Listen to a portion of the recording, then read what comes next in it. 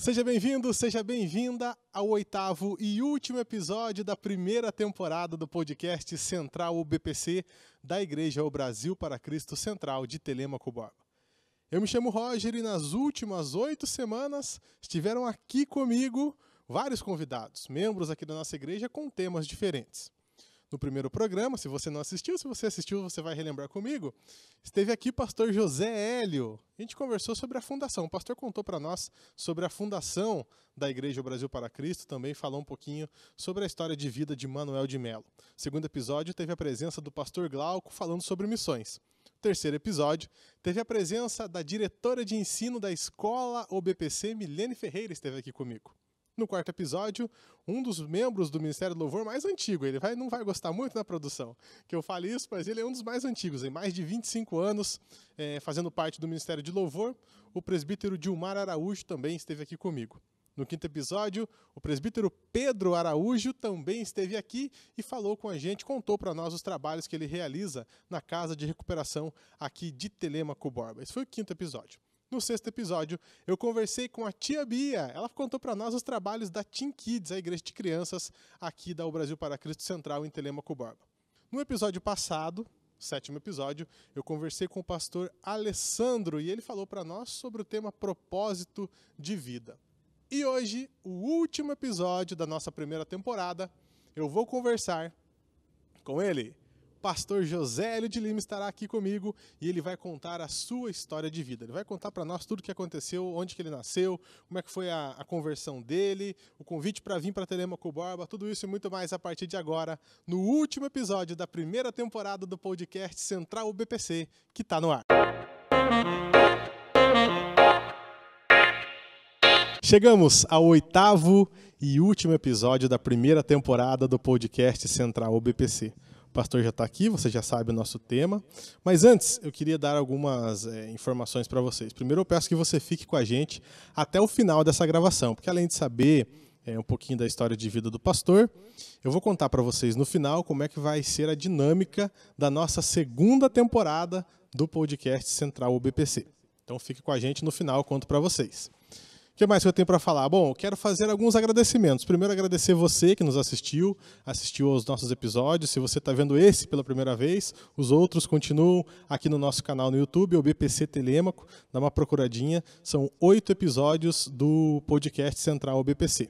Quero agradecer também ao meu amigo Ivan Primo, ele está aqui nos bastidores. Obrigado, Ivan, por ter aí... O Ivan esteve comigo em todos os episódios, fez a captação de vídeo, também ajudando na captação de áudio. Então, Ivan, obrigado por aceitar o convite, está sempre aí disponibilizando do seu tempo. E, mais especial ainda, agradecer ao pastor José Hélio, que já está aqui. Eu lembro que foi ali em março, logo depois que a gente fez a primeira... O Ivan, inclusive, começou fazendo a primeira transmissão do culto. Foi aqui em cima, próximo à mesa de som, quem conhece aqui a igreja. Acho que foi ali o primeiro, né? E eu lembro que naquele dia eu falei, nossa, por que a gente não faz um podcast, já que está esse período aí, o pessoal está em casa, aproveita para assistir. Falei com o pastor, claro, pode fazer, filho.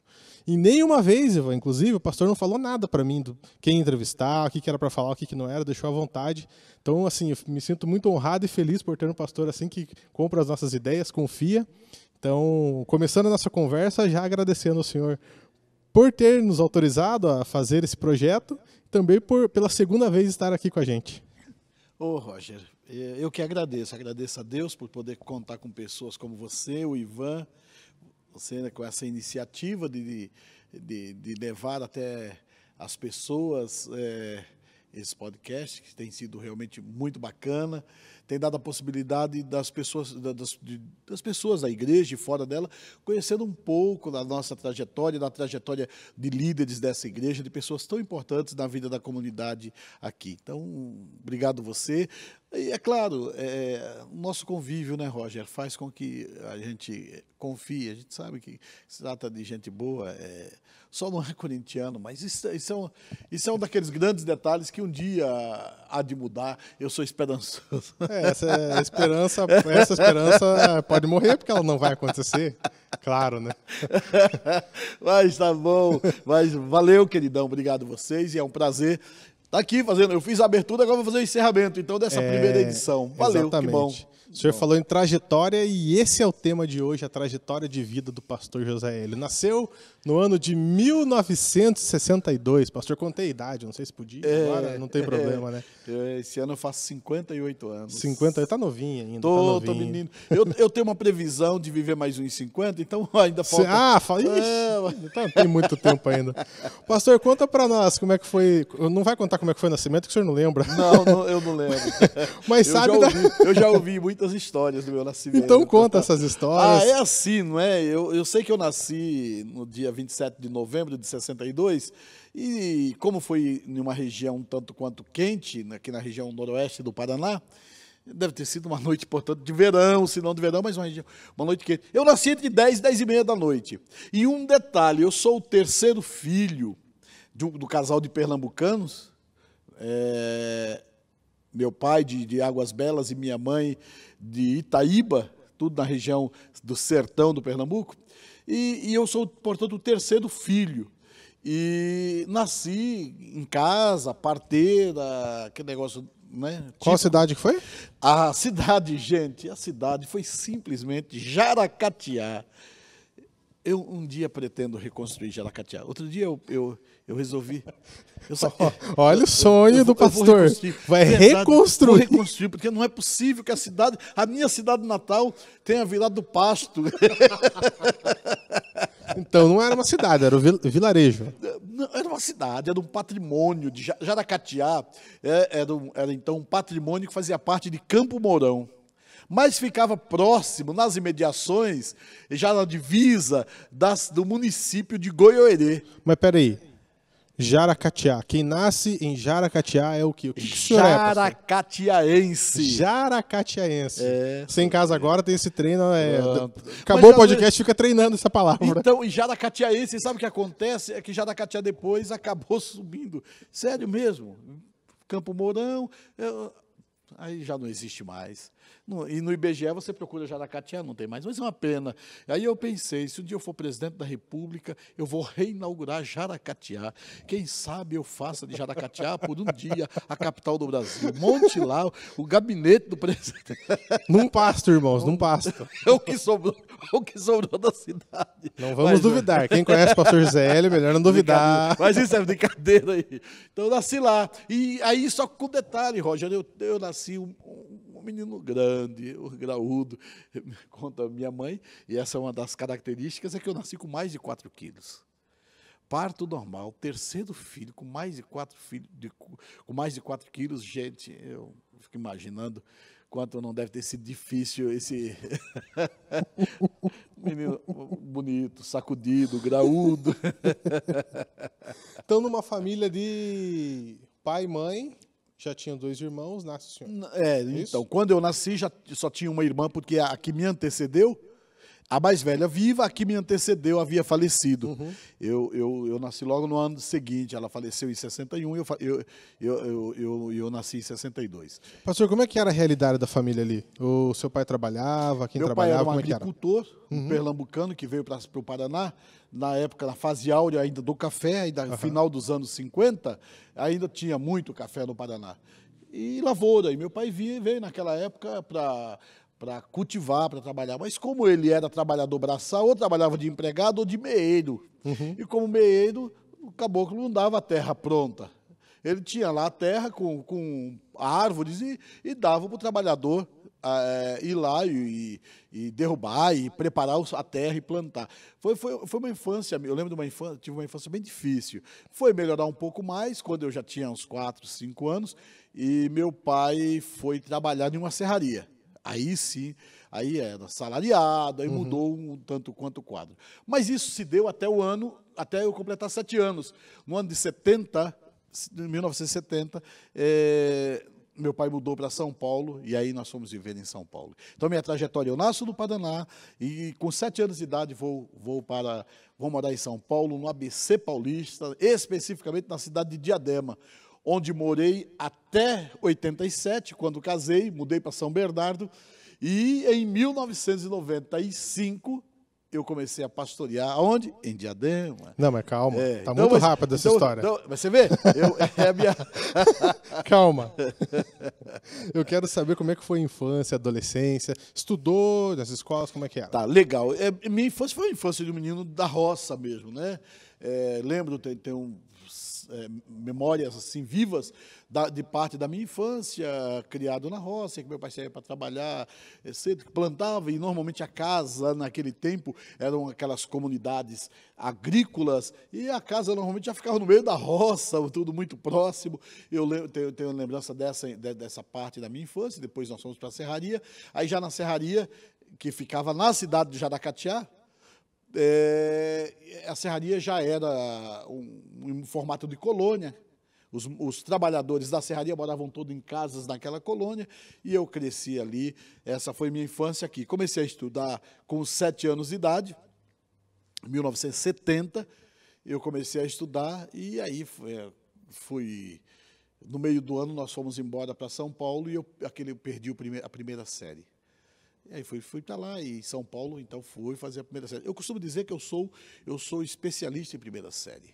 Ah, deu uma repetidinha algumas vezes, pastor? Eu não diria repetência, eu diria especialização. Eu sei quem foi. O senhor gostava demais da primeira série, as matérias da primeira série, né, pastor? Eu fiz a primeira série por 4 vezes, somente a 4ª vez é que eu passei. O primeiro ano foi esse mesmo, a mudança. Quando eu cheguei lá meio de ano, então nem fui para a escola. Mas aí, em 71, eu voltei a fazer a primeira série, e assim foi. E o pai e a mãe ficavam bravos ou não? Ficavam, mais educação, essa forma de educação escolar, para os meus pais não era tão importante. Porque ambos eram... meu pai hoje já falecido, minha mãe viva, não tiveram escola, não tiveram estudo, não é? Meu pai só escrevia o nome, com dificuldades. Minha mãe também só escreve o nome, também com dificuldades. Então, e ambos trabalhavam, né? Quando nós vamos para São Paulo, minha mãe vai trabalhar e meu pai vai trabalhar. Nós éramos pequenos, minha irmã mais velha ficava com a gente, passava o dia, eles saíam cedo, voltavam à noite, enfim, é tudo muito difícil. E eles não tinham tempo de acompanhar a nossa vida escolar. Então, reprovar, isso era apenas assim, sabe? Eu diria que, de certa forma, eles até aceitavam com naturalidade. Eu nunca fui punido, não lembro de ter sido punido ou corrigido porque eu tinha sido reprovado. Porque tinha um detalhe, Roger, eu não faltava à escola. Eu ia à escola, eu só não conseguia estudar. Mas tudo isso se dá por causa de um fato que ocorreu comigo na primeira experiência minha de escola. No processo de alfabetização, aqui no Paraná, era uma escola, existe até hoje. Eu estive recentemente nessa escola, eu vi, puxa vida, aquilo ali me remeteu a muito tempo atrás, há 50 anos atrás. Eu estive lá, e o cenário era o seguinte, era um patrimônio, como chamavam, que tinha um comércio e tal, e tinha essa escola no patrimônio. E era um modelo bem difícil, né, de educação. E eu lembro que eu tinha uma professora, a primeira professora, não lembro do nome, não lembro da fisionomia, eu só lembro do seguinte fato.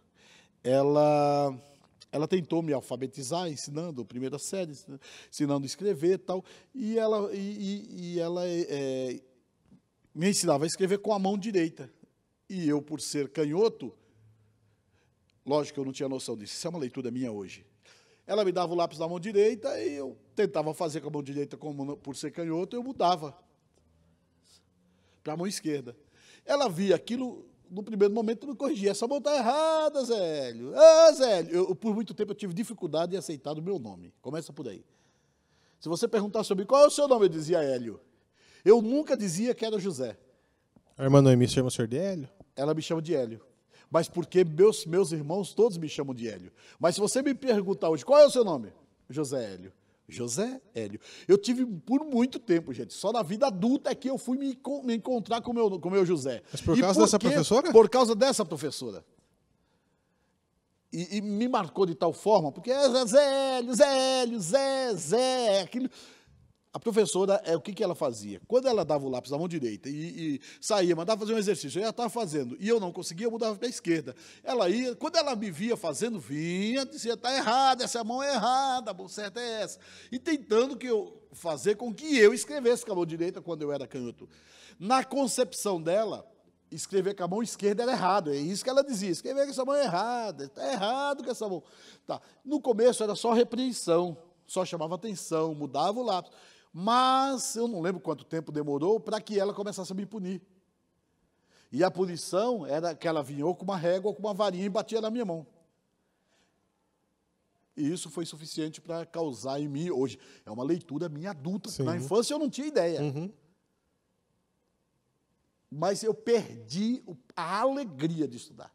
Eu não gostava de... Escola, para mim, na cabeça de uma criança de 7 anos, da roça, que vive com o pé no chão, que pesca lambari com peneira. Sabe o que é isso? Tu ir para a escola e chegar na escola, apanhar. A escola, para mim, era sinônimo. Na minha cabeça, a leitura que ficou é de que a escola era ruim. Bem, daí, primeiro ano, meio do ano, mudamos.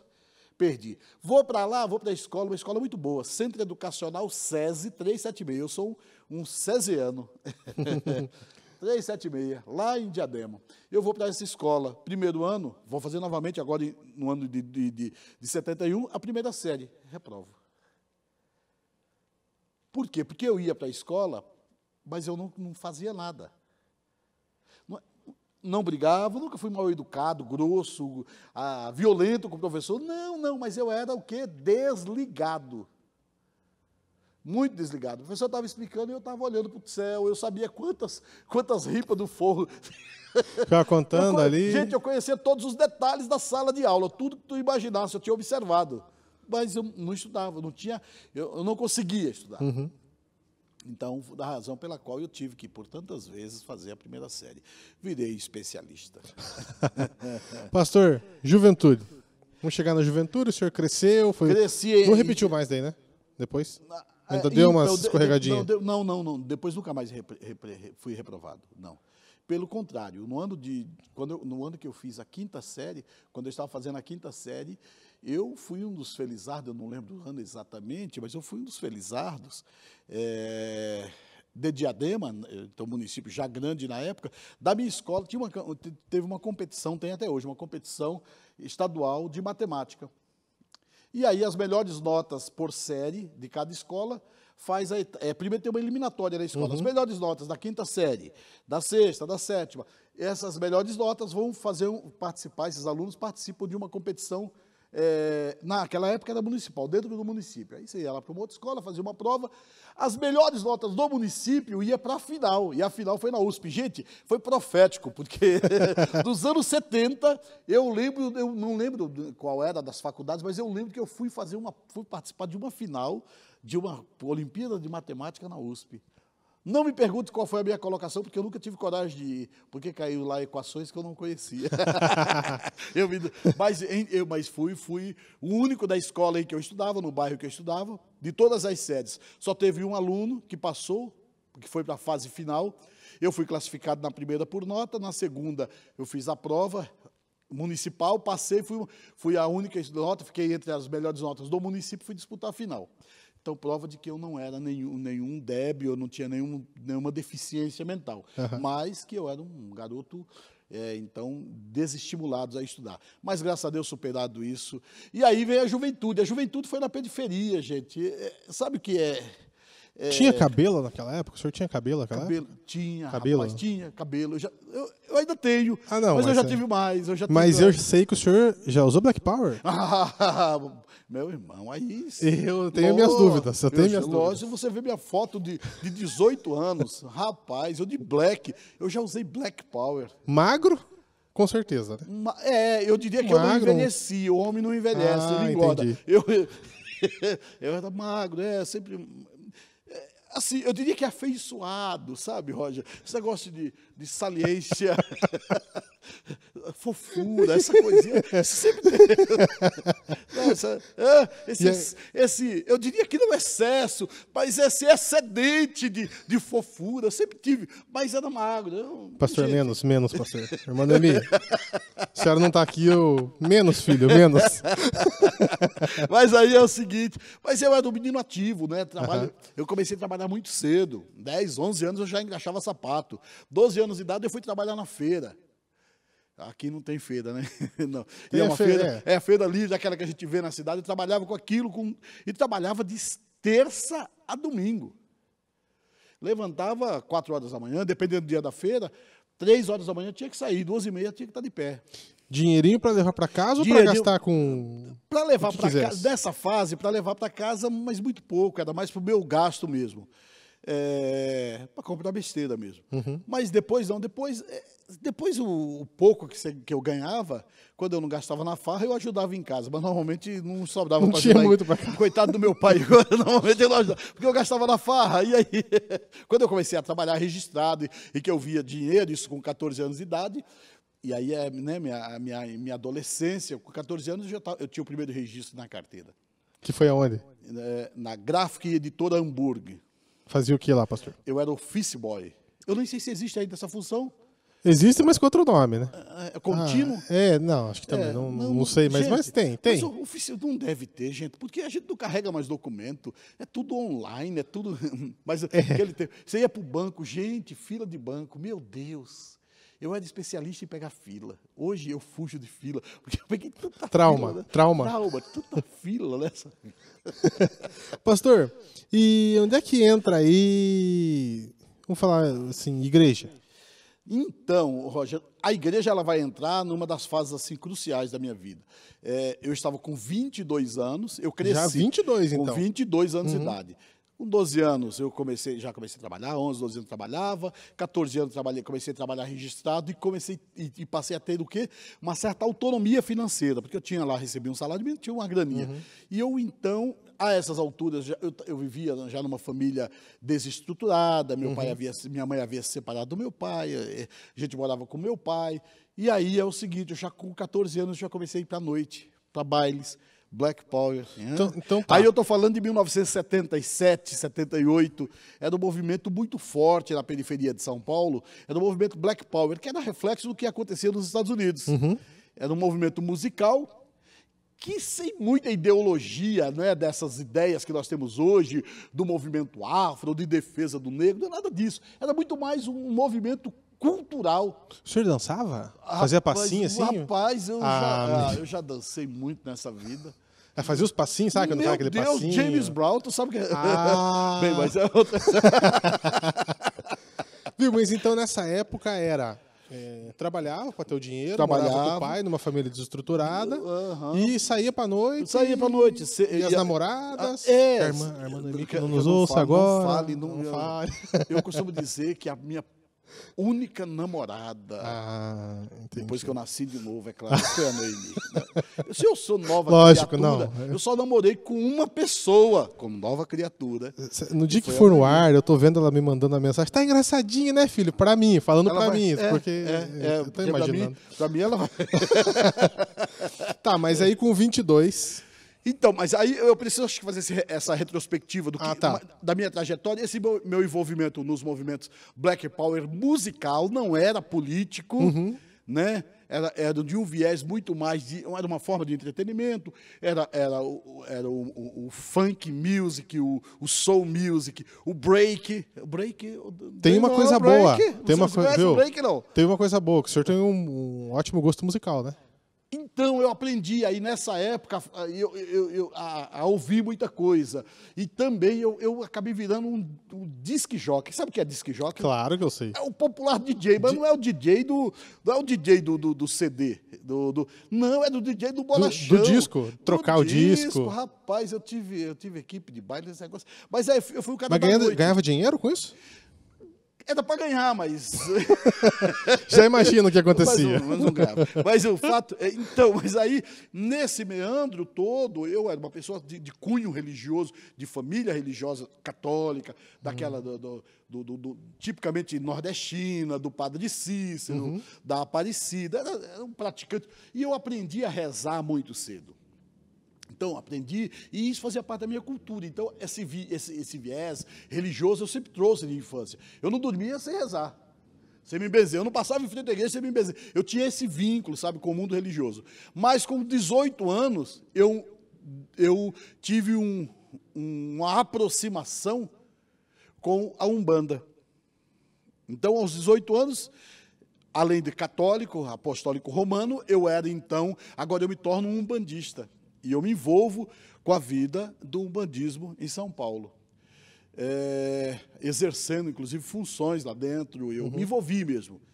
E aos 22 anos, portanto, já estava dentro da Umbanda há 4, 5 anos, eu tive uma profunda crise pessoal. Eu não conseguia entender como eu não conseguia ser feliz. Porque eu era assim, Rogério, era um cara que se eu me propunha a fazer alguma coisa, eu me dedicava àquilo, eu mergulhava. Essa é uma característica minha. Então, eu era umbandista, eu era sério. O que o orixá pedia era ordem, não tinha meia boca, não, eu ia fazia.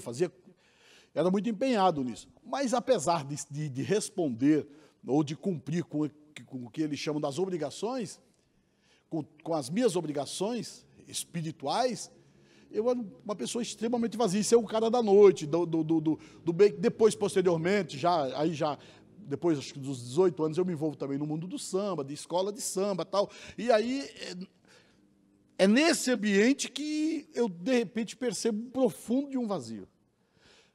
Eu tinha muitas amizades, relacionamentos, ainda que esses relacionamentos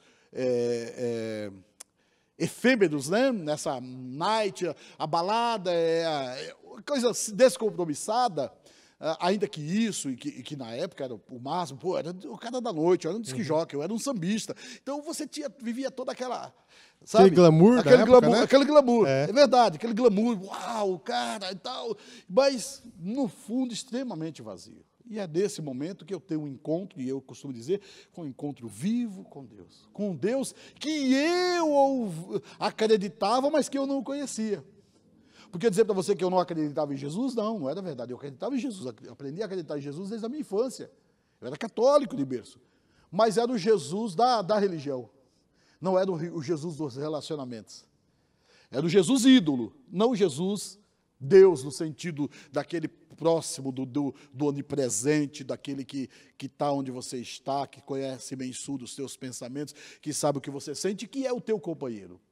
E isso vai acontecer quando eu tinha 22 anos, e foi no dia 1º de julho de 1984. Um negócio assim, transcendental, foi uma experiência ímpar, e isso mudou a minha vida. Mudou. E foi assim, foi uma experiência pessoal minha com Deus dentro de um quarto. Foi um negócio... Não foi numa igreja? Não foi numa igreja. Não foi numa pregação? Não foi. Apesar de ter amigos de infância que eram crentes, né, com quem convivi, famílias, e eu já tinha ido em igrejas, mas assim, principalmente na infância, mas não foi isso, não houve uma mensagem, houve um encontro mesmo, um negócio assim. Eu fui perguntar a Deus o que eu tinha que fazer para ser feliz, e adiante disso, nesse momento que eu tenho um encontro com Deus. Foi um negócio formidável. Eu evito até de comentar, normalmente não conto essa experiência, porque é um negócio transcendental, e nem todo mundo entende isso, sabe? Mas foi um negócio, foi impactante, e aí eu costumo dizer, hoje digo que Deus me encontrou. Mas aí, saindo desse dia, o que aconteceu? O que aconteceu na vida? Quais foram as suas atitudes? Do domingo para segunda, na madrugada de domingo para segunda isso acontece. Aquela semana eu comecei a ter um comportamento diferente, interior.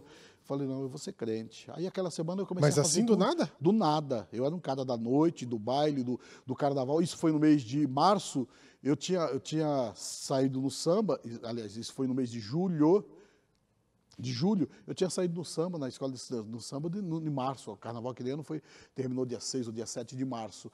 Então, assim, um cara da noite e tal, da festa, Eu tinha tocado, né? Tocado como disc jockey, tinha tocado em uma festa lá, durante o mês de julho, uma festa junina e tal. E foi assim. Aí, naquela semana que sucedeu esse meu encontro, eu comecei a perceber, não, eu vou mudar de vida, eu vou mudar. E aí eu comecei a me desligar. Vou fazer isso pela última vez, ó, isso aqui não faço mais, porque agora eu vou... Como é que eram os amigos? O que falavam? Você tá louco? Não, os amigos... Esse aí não vai durar, falava assim? Exato. Não, que nada. Ei, o Elião tá filho de alguma irmãzinha, quem é? Ei, que é isso? A minha fama não era boa, não é? Então eles achavam...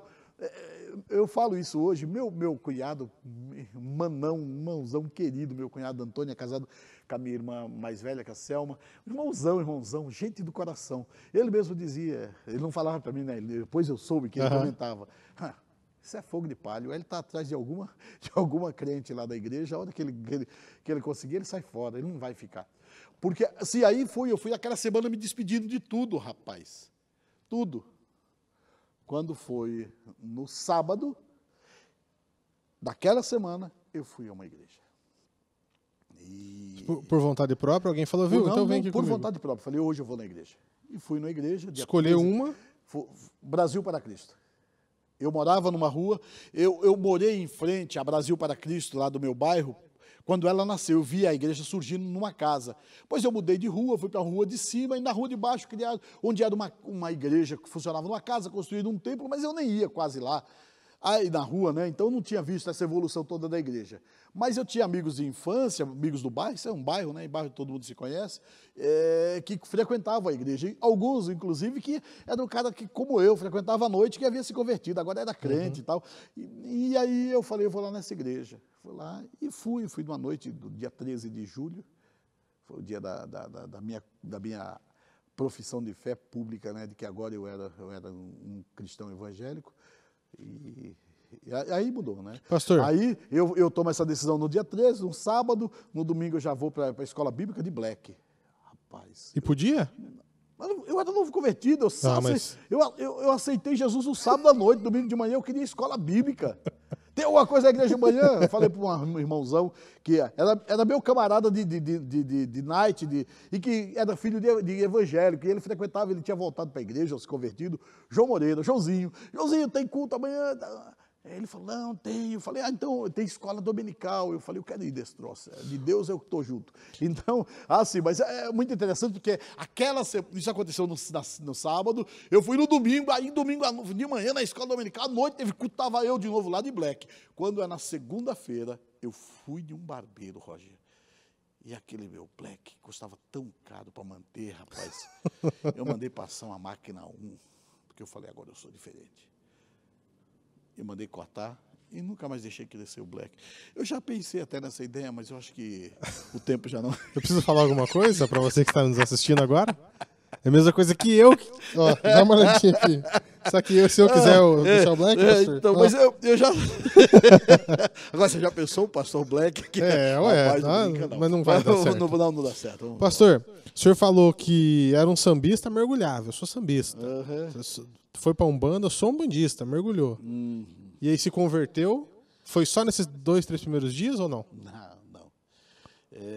Por 8 meses consecutivos, desde o dia da minha conversão. Por 8 meses consecutivos, eu ia em culto todos os dias. Era campanha de 8 meses cheios? Eu estava chapado de Deus. Isso, chapado no sentido não estava chapado. Eu queria era Deus, gente. Sabe o que é? Uma alegria. Cara, que negócio ardia no coração, tinha alegria. Isso quando eu não ia na escola dominical de manhã, no evangelizar à tarde e no culto à noite. Sim, e no sábado à noite, eu tinha ido no culto sábado à noite, depois ia para uma vigília no monte ou numa igreja. Eu queria era Deus. Então, chegava o final de semana, deu ir em 4, 5 cultos. Mas todos os dias. E quando não tinha culto da minha igreja, eu ia para outra. A outra igreja, eu era um faro fino de culto. Aquela alegria que o senhor 8 reclamou que não estava sentindo lá no Agora quarto tinha. sozinho, agora tinha. Agora era abundante, era um negócio de dentro para fora. Eu não precisava da night, eu não precisava mais dos camaradas de tomar uma ou outra, dos camaradas, da música. Eu me desliguei totalmente. Hoje eu ainda falo de música, né? Eu me considero hoje uma pessoa madura, então eu falo de música. Se você perguntar algumas coisas sobre música, eu conheço música do mundo secular, mas na época eu me desvinculei totalmente. Eu fui tão radical que eu deixei de usar jeans. Eu deixei. É só social daí? Só social. Agora tu imagina a situação do cidadão. Eu não tinha as roupas sociais, só tinha uma calça social, um sapato que eu tinha mandado fazer meia sola, o resto é tênis.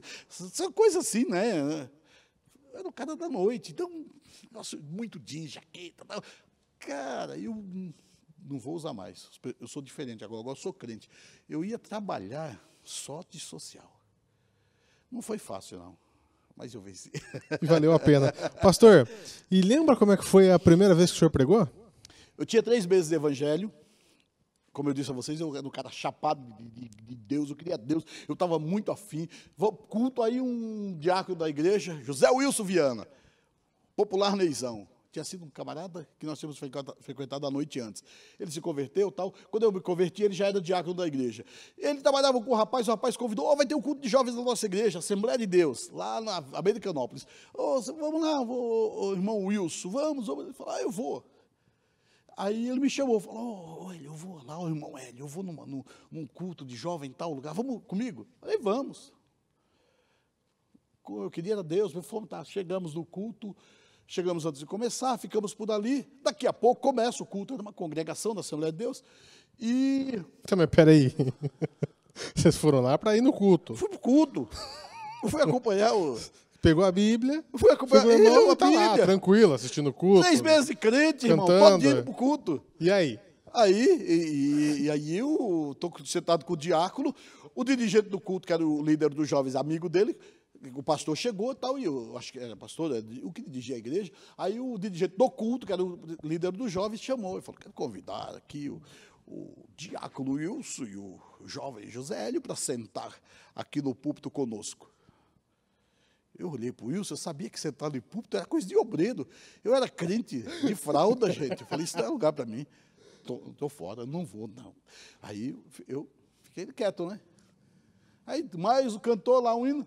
E o Wilson, que devia aí, que era obreiro, né? Ele foi. Também não foi. Ele ficou quieto lá, e eu do lado dele. Acabou, pastor comigo. Por favor, eu queria pedir.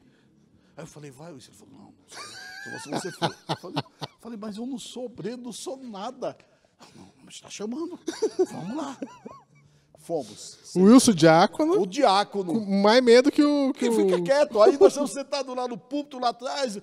Ele, o pastor, né? Um senhor. E o jovem que estava dirigindo, que é líder do jovem e tal. Daqui a pouco, ele vira para nós e fala, os irmãos, um dos 2 irmãos vai trazer a palavra final hoje. Tu tá com o diácono, tu é novo convertido, tá com o diácono, o que tu imagina? Estou na sombra. Gente, o máximo uma saudação. O que eu não sabia, que fiquei sabendo só naquele momento que eu estou ali e tal. O Wilson é um negro, alto. Aquela voz, essa voz bem grave. Ele disse, ô irmão, você traz a palavra. Eu disse, não, eu não, rapaz, o obreiro é você. Você que é diácono, você prega. Não, eu não sou nada, você prega. Ele disse, a essas alturas, ele negro, a essas alturas ele estava amarelo. Ele disse, não, eu não prego. O irmão prega, eu não prego. Mas se tem uma coisa que eu aprendi desde muito cedo, é não amarelar.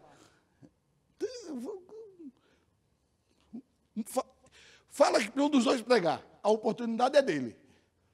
Ele fala para eu pregar. Eu digo, não sou eu, é você. Ele devolve para mim. Eu não ia ficar brigando, vai, você pega. Lá no púlpito ainda, né? Em cima do púlpito ali, eu falei, agora, Jeová. Não, lógico, não falei isso. Meus irmãos, coisa dos céus. Por aqueles dias eu tinha estado numa roda dos esclarecedores. Essa é esclarecedores. Os irmãos jovens como eu. Esclarecedores. Boa. Seminarista, crente, gente boa. E eles contando, e um contou uma experiência. Não, eu preguei em tal lugar. E eu todo cheio de querer aprender. E um deles, seminarista, contou, não, porque eu preguei em tal lugar sobre Zaqueu e tal. Na hora, gente, que eu estou ali no púlpito, que fala que eu vou pregar, o que eu pensei? Eu vou falar sobre Zaqueu. Que eu conhecia mais ou menos a história. Gente, eu tinha 3 meses de crente. Lá vou lá e... Assim, o fato dele ter me falado de Zaqueu fez com que eu fosse procurar o texto de Zaqueu e ler. Meus irmãos, eu peguei o texto de Zaqueu e com voz de disque jockey, Mas tremendinho assim, né? Não, A mão assim, pastor? Não, que tremendinho, rapaz. Aquilo ali... o pessoal achou que era poder, que aquilo está tremendo aqui, é poder do céu, era nada. Irmãos, eu falei sobre Zaqueu. Primeira mensagem que eu preguei, com 3 meses de crente, preguei sobre Zaqueu.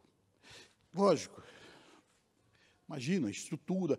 Aqui é de igrejeiro. Se eu tinha ali 90 dias de evangelho, eu tinha 90 dias de culto, no mínimo. Eu tinha mais de 100 cultos de jornada. Então, eu tinha ouvido muita coisa. Irmãos, foi uma pregação, não lembro, só lembro o texto que eu preguei sobre Zaqueu. Em nenhum momento eu olhava para trás, né? Hoje eu brinco, hoje eu esnobo. Ficava parado assim, pastor? Fulano. Tá. Lá não, irmão. Aquilo ali, quem olhava e estava dentro do templo, pensava, pronto. Isso é um terremoto aqui lá de Filipos. Então, abalando, isso era poder. Mas não era eu tremendo. No entanto, preguei. Quando terminou, tal. Aí o diácono veio dizer que enquanto eu pregava, o pastor chorava. Quer dizer, Deus me usou ali numa palavra, e eu... Agora tinha isso, né? Se eu tinha 90 dias de crente, algo em torno de 90 dias de evangelho, eu já tinha aprendido a orar. Eu, com 15 dias, tinha sido batizado com o Espírito Santo, e eu ia para o monte só para falar em línguas e da glória, sabe? Então, eu estava muito cheio de Deus. Foi a primeira experiência, foi profundamente marcante. Você vê que eu não esqueço dos detalhes. Foi lá que eu preguei a primeira vez e assim nasce o pregador. Já era José Hélio, ainda era o Hélio? Era o Hélio ainda, né? Era o Hélio. Não, Hélio. Por muito tempo. Eu só fui assumir José como parte do meu nome, já como pastor. Já. Agora vamos falar daquele momento que foi quando o senhor conheceu a Noemi. A Noemi. Quando é que o Hélio conheceu? Como é que foi? Conta para nós. O Hélio trabalhava de promotor de merchandise, promotor de vendas. Trabalhava numa empresa de gelatina conhecida, Oetker. Trabalhava na Oetker. E eu fui visitar um supermercado chamado Barateiro. Rede de barateiros de supermercado, uma loja. E lá, era uma loja grande e tal. Eu, inclusive, havia começado a trabalhar no comércio naquela loja como repositor. Mas isso já fazia alguns anos. Então, eu trabalhava de promotor e fui visitar essa loja. Quando eu estava lá... Não, eu falei que eu era da Oetker. Estava com quantos anos? É da Oetker. Era da Oetker. É da Oetker. Eu estava com 23 anos. 23 anos. 23 anos. Aí eu... Roupinha social? Social, tal. Aí eu, um dia, fui tomar café. Tem aqueles balcões de degustação de café. Aí eu cheguei lá, eu vi uma moça com trança, cabelo preso assim, com trança embutida. Eu olhei, eu falei, isso é crente. Isso é da Seara. E aí, tomei café e puxei a conversa. Estava sozinha? Eu estava sozinho. Ela estava sozinha? Ela trabalhava com uma outra pessoa, a Tina, muito amiga dela. Então, elas revezavam. A Noemi trabalhava no período da tarde, a Tina trabalhava de manhã. Então, tinha momento que as duas trabalhavam juntas ali. Elas se encontravam. Aquele dia, eu acho que a Tina estava já. Trabalhava no mercado? No mercado, só que ela trabalhava para uma empresa de café. Ah, a terceira também. Para uma terceira. Ela era funcionária de uma empresa de café, ela ficava fazendo degustação de café lá no mercado. E foi assim que eu a conheci. E aquele dia o senhor não parou de tomar café depois, o dia inteiro, da tarde inteira? Café e tal. E aí eu perguntei, é crente. Eu perguntei, né, se ela era crente, ela falou sim. Muito tímida, a Noemi. A Noemi mudou muito, ela era muito tímida. Ela me respondeu, tá? Eu perguntei de que igreja você é da Brasil. De onde? Eu sou da Brasil. O irmão já? O irmão Hélio já ficou feliz. Filho, eu estava há 7 meses, sei lá, 6 meses, Só orando. Gente, eu não ficava uma semana sozinho. Estava 7 meses só jejum e oração, e eu dizia, Jeová, não quero, foi um propósito que eu fiz com Deus. A minha fama antes do evangelho era tão ruim no que diz respeito a relacionamento, ruim sim, porque era um cara mulherento, que eu não queria que aquilo fizesse parte do meu caráter como cristão. E eu fiz um propósito com Deus, falei, Deus, eu só quero namorar com alguém que eu venha casar. Surgiu nesse período, era um novo convertido, um rapaz novo, bonito, por sinal, humilde, mas muito mais bonito que humilde. Aí o que acontece? Surgiram, você vai para uma igreja, num bairro e tal, surge lá as pretendentes, né? E lógico, só que tinha uma coisa, não é? Eu tinha consciência do meu nível, do meu grau de nocividade. É verdade, porque eu era um cara mundano e eu sabia disso. Por isso eu não podia me dar ao desprazer de ficar com relacionamentos dentro da igreja que não fosse sério. Porque eu era um cara promíscuo antes da minha conversão. E eu tinha ciência disso. Eu falei, não posso. E eu tive um cara que me ajudou muito, dois irmãos preciosos. José Fortunato, que era o evangelista da igreja, o cara era malaco. O apelido dele era Neco. O cara era do mundo do crime. E Jesus o converteu, virou um evangelista, um cara muito ponta firme, homem de oração, bacana. E o Jonas Capisca, um irmãozão, eu tenho vontade de tanto de trazê-lo aqui. E os dois me adotaram. Então, eu conhecia as minhas fraquezas, eles conheciam a minha história, porque crescemos no mesmo bairro. Eu tinha essa certa, vamos dizer, esse certo suporte, não é? Porque eu não queria me envolver com uma pessoa que não fosse para casar. Então eu tinha essa estrutura e essa consciência. Eu sabia que se eu namorasse com alguém dentro da igreja e não fosse para casar, seria um perigo enorme para mim. Tá? E também para a pessoa. E eu não queria. Então eu tinha feito isso com propósito diante de Deus. Aí conheci a Noemi. Se eu falar para vocês que eu olhei para a Noemi e falei, uau, uau. Essa é a sunamita. Não foi. Não foi. A Noemi, na época, acho que tinha 16, 17 anos. Acho que 16 anos. Era uma menina nova, comum, simples, de uma igreja pentecostal, daquelas dos modelos mais conservadores, que não corta cabelo, mas simples, tímida. E acontece que um café virou outro, uma conversa, daqui a pouco a Noemi, nós começamos a conversar. Não tinha WhatsApp, né, pastor? Não tinha. Tinha que encontrar ali no café mesmo, né? No café. Aí depois, que nós fomos conversando e tal, eu comecei a ir almoçar com ela. Só que ela entrava meio-dia e o almoço dela era 3 horas da tarde. Então eu trabalhava, jejuava até 2 horas, 3 horas da tarde. Verdade. Caramba. Aí, uma técnica. 3 horas da tarde, eu pegava a minha marmitinha, ia para o refeitório do supermercado almoçar. Só que para o senhor falou que viu ela a primeira vez e já, né? Eu percebi que era crente, mas não foi aquele negócio, falei, uau. Não, mas teve ali uma coisa de pensar, pode ser que... Roger, começa por aí, ela não se esquece disso até hoje. O que aconteceu ali? Eu perguntei o nome dela, ela falou, Noemi. Ah, tá. Oi, irmã, Deus abençoe e tal, obrigado e tal. E saí. Eu virei a esquina, não lembrava mais o nome dela. A esquina da gôndola, sabe? Eu não lembrava o nome dela, eu fui trabalhar. Então, quando eu volto lá, eu ia lá 3 vezes por semana. Acho que é 3, segunda, quarta e sexta, se eu não me engano. Ou 2 vezes por semana, terça e quinta. Eu ia acho que 2 vezes por semana no mercado. Quando eu volto lá, que eu vou novamente tomar café, eu não lembrava o nome dela. Puxa, eu não lembrava o nome dela. E aí eu fui lá, eu tomei café e tal. E conversei alguma coisa, mas eu dei um fora tão grande, como eu não lembrava o nome dela, ao invés de perguntar, qual é o seu nome? Eu não lembro. Eu peguei e disse para ela, aí eu falei, ó, irmãzinha, Deus te abençoe, obrigado. Eu te chamando de irmãzinha, mas é que eu não costumo chamar, eu tenho o hábito de chamar as pessoas pelo nome, eu chamo de irmãzinha, que fora que eu dei. Ela lembra disso até hoje. Ela falou, chato. Eu virei as costas, ela ficou falando para a Tira, menino chato, como ele é chato. Irmãzinha. Mas eu sei que Tinha que perguntar para ela, mas ela deve ter contado para o senhor já. Ela teve algum interesse no começo ou não? No começo, não. Mas depois nós começamos a conversar, criamos amizade, assim, de comer marmita junto, sério mesmo. E ficar conversando, e foi criando. Primeiro surgiu uma amizade, um relacionamento. Lógico que eu estava, né, de olho, pensando nas possibilidades futuras, já estava orando por aquilo. Sim. Então eu via essa possibilidade.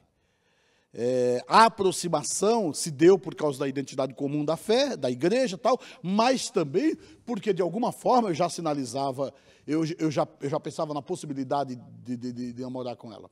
E comecei a orar por isso, e foi assim. Um dia eu tomei uma decisão. E aí falei para ela, olha, é o seguinte, irmã, tal... Rapaz, tu imagina, eu era um 71 danado, os discursos estavam todos, meu Deus, tu consegue se livrar do pecado, mas não da natureza. Mas aí, então, nós nos propusemos a orar um período por aquilo. E foi quando ela disse sim. Quando ela disse sim, o céu se travou e não choveu. Quanto tempo depois o casamento? Nós namoramos em 85, começamos a namorar em 85, abril de 85, novembro ficamos noivos, de 85, e em 87, aí janeiro de 86 comecei a construir a casa, quando foi março de 87 nós nos casamos, né, querida? E eu pergunto para ela, baby, do you love me? Ela disse, yes, yes, yes. Então foi no casamento? O casamento em 87. 87. E aí desse casamento, primeira filha?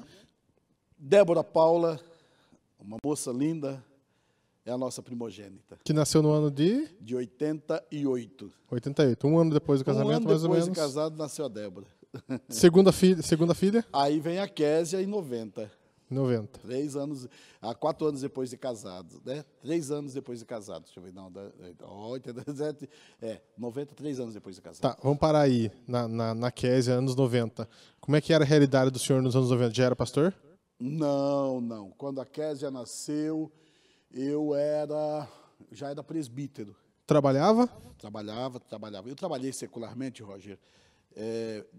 Depois de ser ordenado a pastor, trabalhei por 10 anos mesmo pastoreando. Fui ordenado a pastor em 94, eu já trabalhava secularmente. Assumi a igreja, começamos a igreja em 95, eu continuei 95, continuei trabalhando secularmente. Parei de trabalhar secularmente e me dedicar somente ao ministério em janeiro de 2005. Tá, então o André nasceu em qual ano? Que é o filho mais novo, né? Nasceu em 94.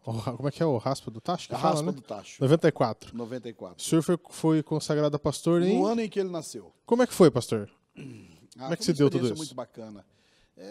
Primeiro que assim, essa questão de vocação é muito interessante. Pelo menos para mim, eu sabia que Deus tinha algo comigo, e Deus já tinha falado comigo que tinha algo comigo, mas eu tinha dificuldade de me ver pastoreando. Eu não me achava capaz. Eu acho que esse sentimento de impossibilidade, de incapacidade, permeou por muito tempo a minha vida. E por mais preparado que eu estivesse do ponto de vista teológico, eu tinha medo de assumir de querer ser pastor.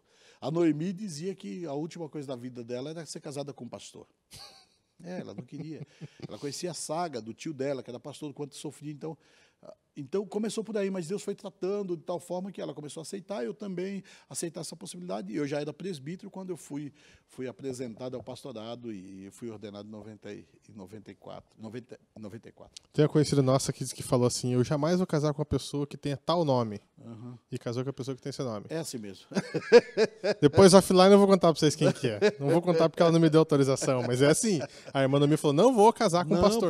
Não, pastor mas de fato ela não casou com o pastor. É verdade. Quando casou não era, né? Não era, mas aí o senhor foi consagrado a pastor e já assumiu... Não, fui consagrado a pastor em junho, 2 de junho, estava vendo até hoje, ontem, essa semana, a minha carteirinha de consagração. Dia 2 de junho de 1994, eu fui consagrado, fui ordenado ao pastorado, lá na igreja da Pompeia. Eu fiz parte de um grupo de 50 pastores consagrados, uma festa muito linda, lá no Grande Templo. Aí, quando foi em abril de 95, eu comecei a pastorear a primeira igreja do meu ministério. Que foi qual? Brasil para Cristo, do centro de Diadema. Eu era do Brasil para Cristo, do bairro, da periferia de Diadema, do bairro, e Deus colocou um projeto no meu coração, um projeto maluco, assim, daquele negócio alucinante. Alugamos um espaço, um salão para 300 metros quadrados, portanto, cabem umas 300 pessoas. Era um antigo salão de baile, que tinha sido salão de baile.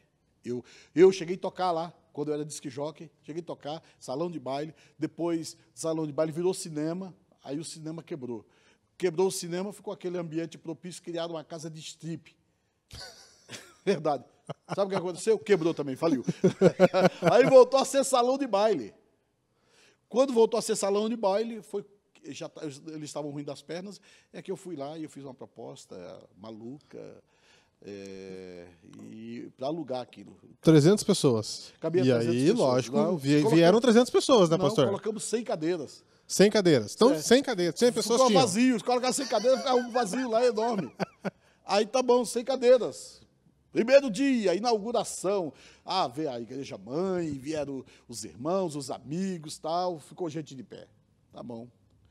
Sábado à noite, 15 de abril de 1995. Foi a inauguração. Foi a inauguração. Um feriado, sábado à noite, lotou, bacana. Domingo, 18 horas, com o badalar do sino da matriz, porque ficava perto, o sino da matriz lá tem isso, né? Sim, a matriz, 6 horas, quando o badalar, blim, blom, 6 horas. Então, que badalou 6 horas, eu comecei o culto. 100 cadeiras, na primeira fileira. Noemi, Débora, Késia e André, na primeira fileira. E eram todos. Que eram. Ali estavam os membros da igreja. Os membros da igreja. O grupo de louvor. O grupo de louvor. Coreografia. Tudo. Tava ali. Os músicos estavam tudo. O que é a sensação nesse dia, pastor? Loucura. É um negócio maluco, rapaz. É um negócio seguinte. E tem uma coisa, aí eu comecei o culto e eu preguei. Eu comecei o culto como se tivesse uma multidão ali, Roger. Como se estivesse cheio. E estava ali minha esposa e os meus filhos no primeiro culto. Demorou um pouco, tempo, sei quanto tempo, 15, 20 minutos, meia hora, daqui a pouco eu ouço o barulho de caminhar na calçada lateral. Aí entra minha mãe, não era crente, meus irmãos, nenhum crente, meus cunhados, nenhum crente, meus sobrinhos, nenhum crente. Todos eles entraram na igreja. E aí o primeiro culto, eu fiz um culto para os meus filhos e para os meus irmãos, meus cunhados e sobrinhos. Eles foram os primeiros a participar do culto que agora eu dirijo sozinho. O primeiro foi a inauguração no sábado, esse foi o segundo culto com eles lá. Eu soube depois da história, nós estávamos na casa da minha mãe, quando deu às 5 horas, falei, vamos para a igreja. Vamos para a igreja, e minha mãe, aí, ia começar o culto, né? 6 horas, aí minha mãe, quando nós saímos, minha mãe ficou desesperada, angustiada. Hélio, aquele louco do Hélio! Meu Deus do céu, o que ele vai fazer? Ele, a Noemi, as crianças naquele lugar tão grande, só eles. Aquilo é um louco. Aí isso começou a angustiá-la de tal forma que ela pegou e foi a evangelista. Ela saiu, chamou os filhos, todos moram tudo próximo. Vamos lá para a igreja, porque ele está sozinho lá com aquelas crianças, com a Noemi. Vamos dar lá, vamos lá. Dito e feito, estava mesmo, né? Estavam, e foram, gente. Foi formidável. Porque aí eu fiz o culto para eles, preguei ali e tal. E foi assim, Roger. Aí depois dali para frente, Deus foi abrindo portas, as portas se estreitaram, depois se alargaram, e foi assim. Foram 15 anos. O fato é que 15 anos depois, quando saímos de lá, nós já tínhamos mudado. Esse foi o primeiro, depois mudamos. Saímos de um lugar de ir para 300 pessoas e fomos para um que cabia 32. Uma garagem. 32 cadeiras é o que cabia. 16 cadeiras de cada lado. Imagina. Aí... Daí então nós mudamos, esse foi o primeiro, depois fomos para o segundo templo, depois fomos para o terceiro templo, para o quarto, para o quinto templo. No quinto templo eu disse para o Senhor, eu não quero mais ser peregrino nessa cidade. Porque aí, sim, de 300 foi para um de 32, e o 32 logo ficou pequeno. Um ano depois mudamos para um de 74, que era o dobro. É assim. Aí chegou o ponto em que eu falei, nós vamos para um galpão grande. O Marcelo e a Soraya vão se converter nesse galpão grande. Aham. Era um galpão mesmo, uma firma, eu fui lá, aluguei e fiz uma igreja. Um negócio muito bacana. O Marcelo e a Soraya, só para quem não conhece, né, pastor? Talvez. Quem são esses? Eles são de São Paulo, que se converteram lá, e hoje estão aqui da nossa igreja, aqui em Telêmaco Borba. Né, são filhos na fé, amigos queridos, e vieram para Telêmaco Borba, estar aqui com a gente. Então, e aí foi lá que eles se converteram. Aí eu disse ao Senhor, eu não quero mais ser peregrino nessa terra. E Deus me deu uma estratégia, eu falei, vamos comprar um terreno, vamos construir um templo para o Senhor aqui. Aí projetamos meu Deus do céu, atitude por fé, sabe? Compramos um lote. Eu sei que quando, em 2009, quando eu entreguei a igreja, nós deixamos lá um templo construído com área de 500 metros quadrados de área construída, no centro de Diadema. Em 2009 o senhor apenas pastoreava, não trabalhava mais em... 2009 eu estava 3 anos integral no ministério. Só que aí pastoreando a igreja local e cuidando do IBBC, que é o Instituto Bíblico Brasil para Cristo, que é o nosso órgão oficial de teologia. Pastor, e aí tá lá, tá tudo bem, tá, a igreja tá crescendo, todo mundo unido. E aí, de repente, escuta assim, Telêmaco Borba. Quando é que foi a primeira vez? A primeira? Que eu ouvi foi em 2009? 2009.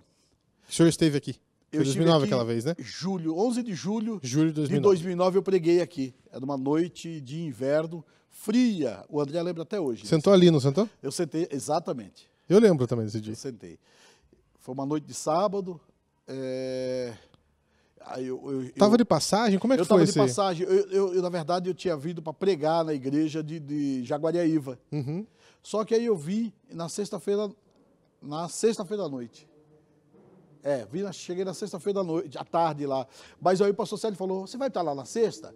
E no sábado você vai pregar em Telêmaco, porque o pastor Célio é que estava de pastor interventor daqui. Você vai lá pregar esse Telêmaco no sábado e no domingo à noite você prega aqui em Jaguariaíva. O senhor falou assim, Telemaco? Telemaco. Telemaco, é normal falar Telemaco, gente, né? Não era só Telemaco. E para eu guardar o nome de Jaguariaíva, eu falava pior tudo. Pior ainda, Jaguara, Javaíra. Verdade, é pior mesmo. Jaíra. Gente, eu falava tudo, menos Jaguariaíva. Eu tinha enorme, rapaz. E aí eu ia falar com alguém, perguntava o nome da cidade, eu tinha uma dificuldade. Mas é Telemaco, Telemaco. Mas enfim, aí foi quando eu vim. Eu cheguei aqui na sexta-noite, passei o dia aqui, sábado à noite preguei, domingo cedinho fui embora. Fiquei hospedado aqui do lado, na hospedaria que tinha, eu, a Noemi e o André. O André era um adolescente, um menino novinho. Preguei e fui embora. Preguei lá no domingo, depois voltei para casa, foi mês de julho. Tranquilo, casa, voltou à vida normal. Tudo Dantes. Eu estava viajando bastante naquela época, por causa do IBBC, eu estava sempre viajando, e eu tinha acabado de lançar o livro Manuel de Melo e Rádio. Uhum. Então, eu estava divulgando, tinha bastante viagem para ir, eu levava, falava do livro, enfim. Aí eu voltei. Quando foi? Em outubro. Outubro de 2009. Outubro de 2009, eu tinha um almoço marcado com o pastor Ivan Nunes, presidente da convenção, do Conselho Nacional. Para tratar de assunto? Não, eu era diretor do IBBC, eu era membro do Conselho Nacional, diretor do IBBC, e aí nós estávamos conversando, fazendo uns projetos, um trabalho de rádio, e ele tinha feito uma viagem para o Nordeste, ficou uns dias fora. Aí quando ele voltou, ele falou, nós marcamos, vamos almoçar junto, vamos.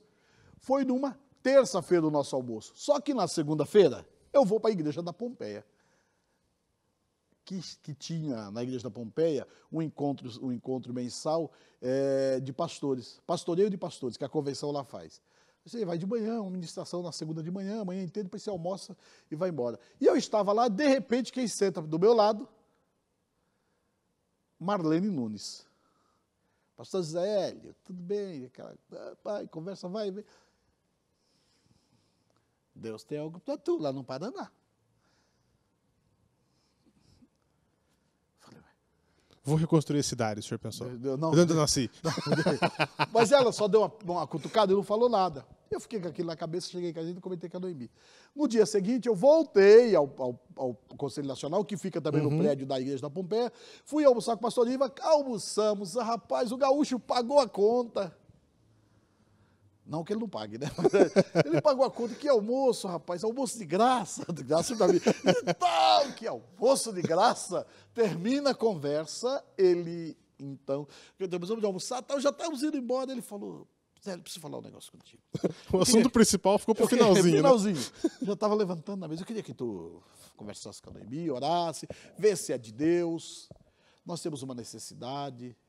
Eu já conheci então a igreja que eu tinha vindo em julho aqui. Temos a necessidade lá na igreja que tu conhece e tal, de Telêmaco Borba. Precisamos de um pastor e o pastor Célio, que é o presidente da convenção, falou comigo, tal, precisa de um pastor, em vez de a gente mandar um pastor para ajudar lá, para ajudar lá na igreja, precisaria ser um pastor de fora. E eu penso que tu e a Noemi é o casal ideal para assumir aquela igreja.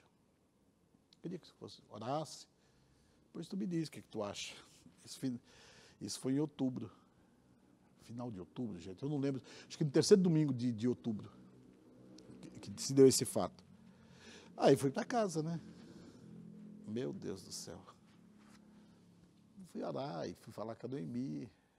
A Noemi disse, se você for, eu vou, nós vamos. Fui falar com os filhos.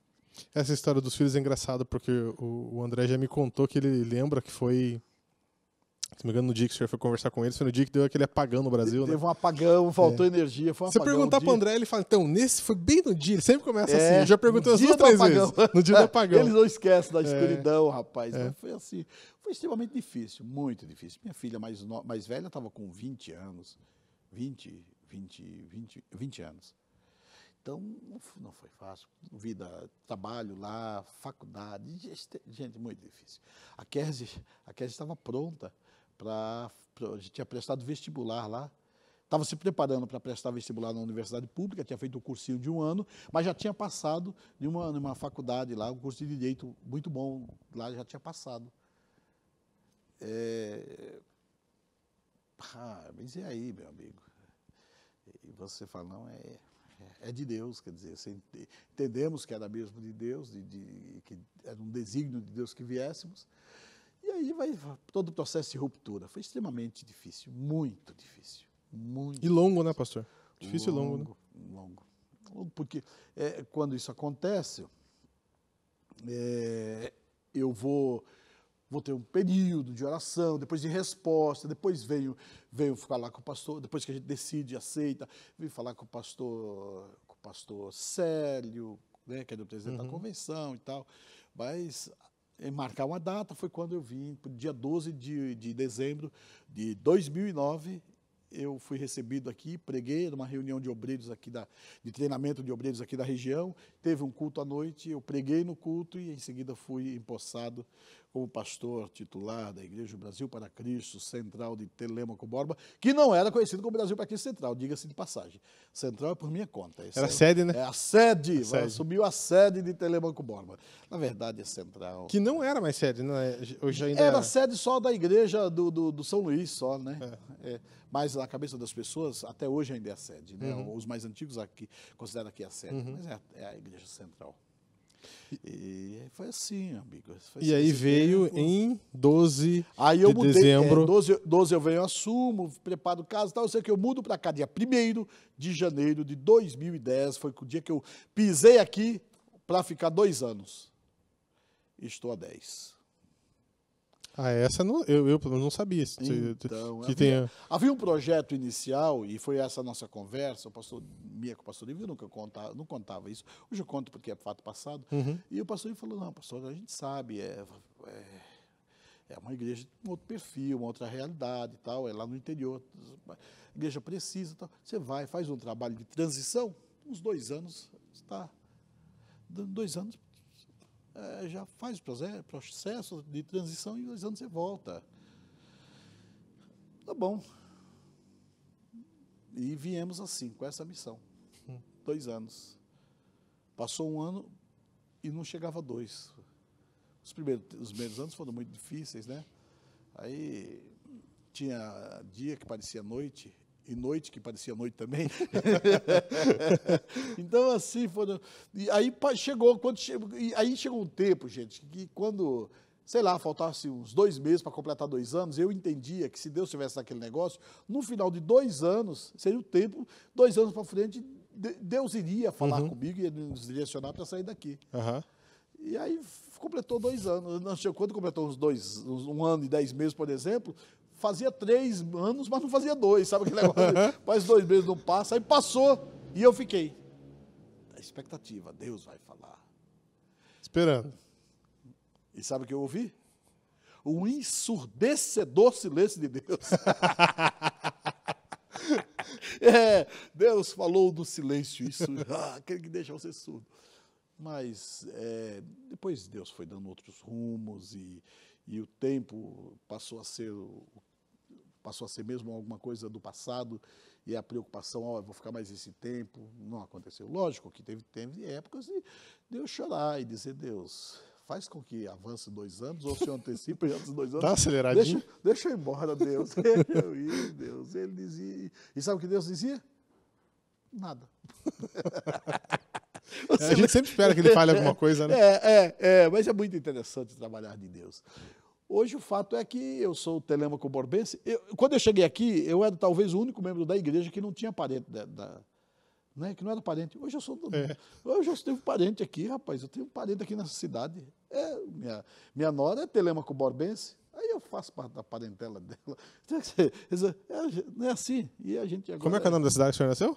Eu nasci em Jaracatiá. É muito melhor ser Telêmaco Borbense. Mas não se gabe disso não, porque eu posso transformar Jaracatiá na capital do Paraná. Calma que não vai acontecer. Um dia um maluco não se elegeu presidente com a promessa de que mudaria a capital e faria em 5 anos o que era para fazer em 50, e levou a capital do Brasil para Brasília, rapaz, no meio do nada. Ali é meio do nada. Quem conhece. Aquilo é uma região no Jaracatiá. Nada lá agora, hoje em dia. Lá tem pasto, tem muito. Pastor, para a gente finalizar agora, olhando aí para toda a sua história de vida, só tem a agradecer a Deus, né? Verdade. Muita coisa aconteceu. E aí eu vou parafrasear o popular capixaba de Cachoeira do Itapemirim, se chorei ou se sorri. O importante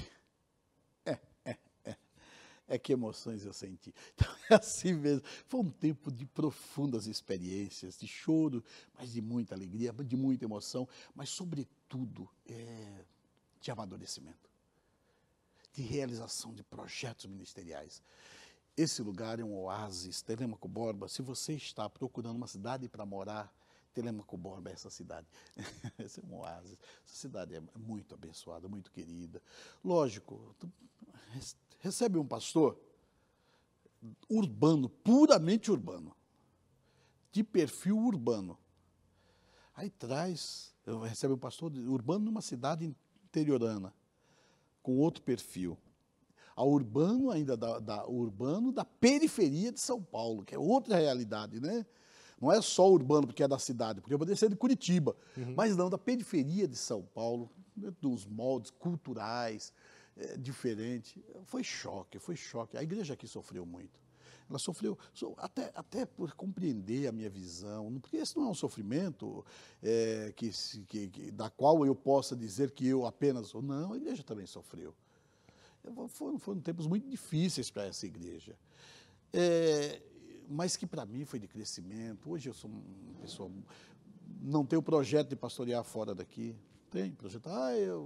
Não tenho. Acho que aqui deve ser mesmo o meu segundo pastoreio, né? Porque eu só fui pastor de 2 igrejas, de Diadema, 15 anos, aqui eu já estou há 10, e não faço projetos de pastorear em um outro lugar, e devo encerrar meu ministério pastoral aqui nessa igreja. Então, é uma igreja extremamente agradável, amiga. É isso. Até que a gente conseguisse, né, Ivan, crescer, que a gente conseguisse se conhecer, criar esse relacionamento que é necessário, até que tivesse... Porque assim... Essa é uma orientação que eu dou quando treino pastores, né, candidatos ao pastorado. Não caia na besteira de querer, por melhor que tenha sido o pastoreio do teu antecessor, de querer reproduzir o pastoreio dele. Não caia na besteira. É fracasso na certa. Um dos maiores erros que pastores, sobretudo filhos de pastores, que assumem o lugar do pai, cometem, estou falando de maneira geral, por favor, nada específico, nenhuma indireta, mas um dos maiores erros, sabe qual é? É de querer reproduzir o ministério do pai. É fracasso na certa. Fracasso. Como também seria uma besteira enorme, e eu sabia disso, se eu chegasse aqui e quisesse reproduzir o ministério, o modelo de ministério, né, que me antecedeu. Sobretudo quando se refere ao pastor Pedro. Gente, eu e o pastor Pedro, nada a ver. O pastor Pedro é evangelista nato, eu sou mestre. Sabe o que temos em comum? A vocação. Ele é evangelista, eu mestre. São absolutamente pessoas, do ponto de vista ministerial, além de ser pessoalmente, de sermos diferentes, a visão ministerial, o meu olhar é um, o do evangelista é outro. São distintos.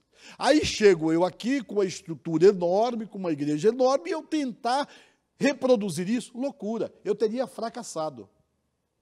Poderia inicialmente ser mel, mas o final seria fel.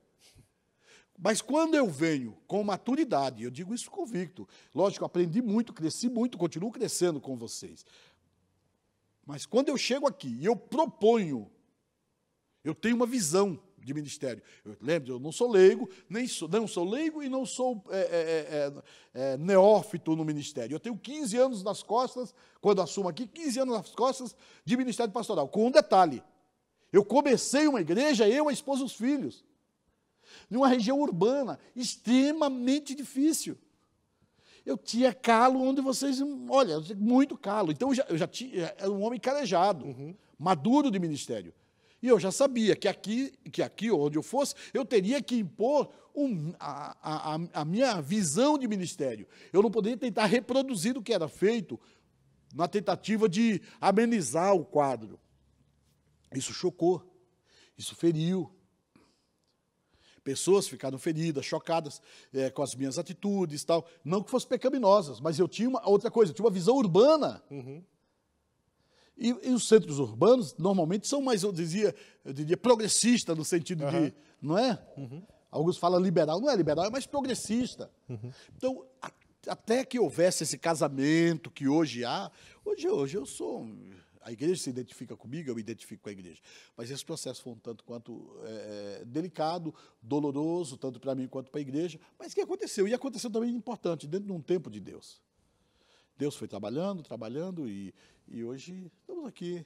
Telêmaco Borba é o meu lugar. Essa foi, então, um pouco da história de vida, história do pastor José Hélio de Lima, nosso pastor aqui da Igreja Brasil para Cristo Central de Telêmaco Borba. Pastor, obrigado mais uma vez. Obrigado você, Roger. Obrigado, Ivan. Você que nos assistiu, obrigado, que o Senhor te abençoe. E foi um prazer poder compartilhar disso com vocês. Espero não ter sido cansativo, mas eu dizia para o Roger no início aqui, é extremamente complicado. Eu sou historiador, né? Pelo menos eu tenho esse viés historiador. E aí você, historiador, é cheio dos mínimos. Né? Mas valeu, queridos. Obrigado. Mais uma vez agradeço você. Quero lembrar que você pode assistir a todos os episódios dessa primeira temporada do podcast Central UBPC, aqui no canal da igreja, o UBPC Telêmaco. São 8 episódios dessa primeira temporada. E eu falei que no final agora eu ia contar como é que seria a dinâmica da nossa segunda temporada. E o pastor não sabe, mas ele está terminando e começando a nossa segunda temporada. Porque o que a gente ouviu aqui? Um testemunho, que é o testemunho de vida do pastor José Hélio. E na nossa segunda temporada será assim, os nossos convidados vão contar os seus testemunhos, seja de conversão, seja de alguma cura, enfim.